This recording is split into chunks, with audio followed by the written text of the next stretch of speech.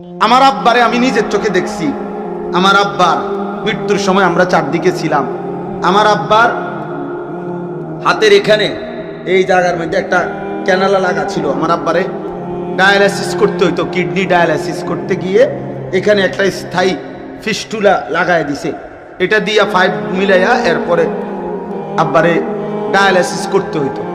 তো এই আমরা যখন আব্বা অসুস্থ শেষ অবস্থা, ডাক্তার সাহেব বলছে আর হবে না, এখন আর এটাও কাজ করতেছে না, কিন্তু এটা নড়ে, এটা সারাক্ষণ নড়তো, 24 ঘন্টা আব্বার এটা নড়তো। তো আমরা সবাই পাশে বসা, আমার বাবার ছেলে মেয়ে, আমরা ভাই বোন 8 জন, নাতি নাতনি মিল্লা প্রায় 25 জন তখন কোরআনুল কারীম চারদিকে পড়তেছিলাম। আমার আব্বা 43 বছর এক মসজিদের ইমামতি করছে এক জায়গায়। তো আব্বার একটা নাতনি, আমরা ভাই বোনের একজন নাতনি আব্বার, সে তখন শুধু আমপারা শেষ করছে, 30 নম্বর পারা। ও বাচ্চা মেয়েটাও মাথায় একটা ওড়না দিয়া দাদার জন্য তখন আমপারাটাই পড়তেছিল।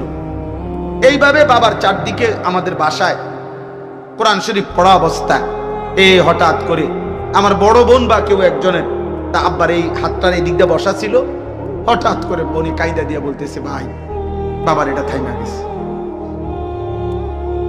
বাপ আমার আর নাই, আব্বা ইন্তেকাল করছে।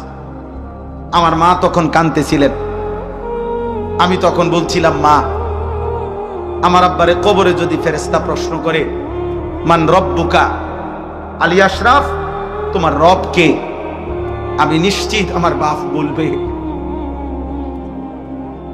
বংশের 25 জনকে এই কিছুক্ষণ আগে যেই মালিকের কোরআন পড়া রেখে আসছি ফেরেশতা, উনি আমার রব।